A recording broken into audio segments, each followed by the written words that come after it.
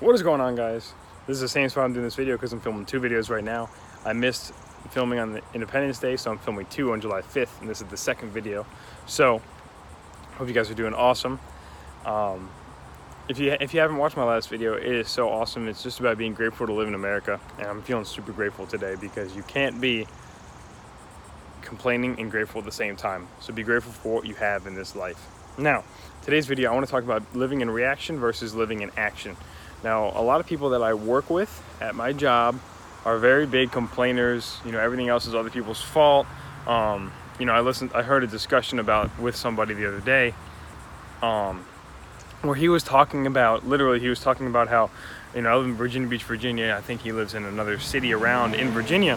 And he was talking about in this state, in this area called Hampton Roads, it's like 7 cities put together in this area. It's like a big old zone, I guess. He was saying in Hampton Roads, the salary does not equal the cost of living, and he was complaining, and they need to, lower housing costs or increase salary, or else, you can't survive, all this stuff, complaining. And I had to bite my tongue a little bit because I understand that's a broken mindset. He's not a bad guy, it's just a broken mindset. But I really want to go over there and say, then work harder, right? If you really can't provide for your family based on the circumstances that are given to you, get another job, mow lawns. Do something, right? My grandfather came over to this country from Italy, so did my grandma. And, my grandma, they both worked, they both learned the language.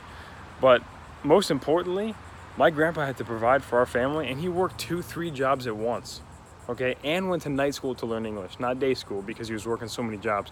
He worked 2 to 3 jobs his entire life to provide for his family. He didn't one time say, oh, got to America and there's no gold in the streets. There's no gold on the roads in America. That's crap. That's a crap way of thinking. He never thought like that. What he did was he went and got another job. He mowed lawns on the weekends. Okay, he took up odd jobs here and there. He painted houses. Okay, he did what he had to do to provide for my father and his brother and his sister and their family. And he never once complained about, they grew up in New York, White Plains, New York. Never complained about, oh, the cost of living in White Plains is too high, which is pretty damn high right now. And never once complained about that.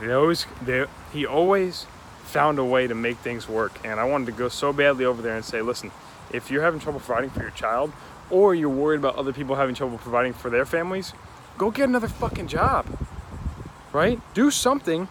Don't sit around and play video games all night or watch 5 TV shows. Now, if you're happy, do that stuff, right? But if you're complaining about not having enough, go make more. Go make enough. Okay, and I know it's a broken mindset, and it's this thing where it's this weird concept where you can only earn money in a job, and you just got to be reactionary your entire life. Don't be reactionary. It doesn't matter where the cost of living is. You have 2 choices if the cost of living is too high in your area. Move or make more money somehow to make up for that cost of living, right? Those are your choices, okay? Those are your choices. Now, like I said, he's a great guy. He just has a broken mindset. He's reactionary. Everything else is everybody's fault. The government is out to get us. They're just there to take our money, and the cost of living is too high, and this and that and this and that. And that may be true. The government may be out to get you. The cost of living might be too high. You may not be getting paid enough at your job, right? But if you let that be the cause of your unhappiness, if you let that be the root cause of why you can't provide for your family, that's your fucking fault, not the government's. Not your jobs, not your area where you live in. If you can't do something about it, it's your fault. Okay, if you can't provide for your family, go get another job, go make money somehow, go start an online business. Go to Google and say, how can I earn side income with on the side of my job? Do that. Okay, do that. If you're happy, great. But if you're complaining about not having enough, go make more. Go do something. My grandpa, there was no online business when my grandpa came to this country in the 40s. But he still managed to make it happen, didn't he? He still managed to make it happen.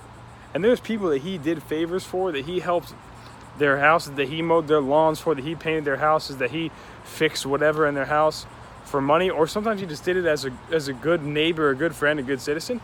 There are people to this day, when I go up and visit him, that repay him for favors that he did 30, 40 years ago. No fucking lie.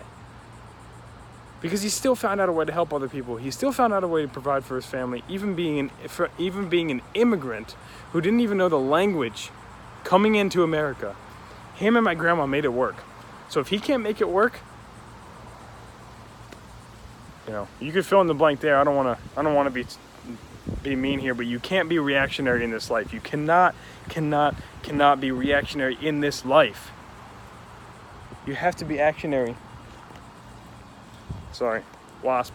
Got stung a couple weeks ago. Not trying to get stung again. You cannot be reactionary in this life. You have to take action. If you don't like a circumstance that's given to you, go change it. Talk to you guys tomorrow.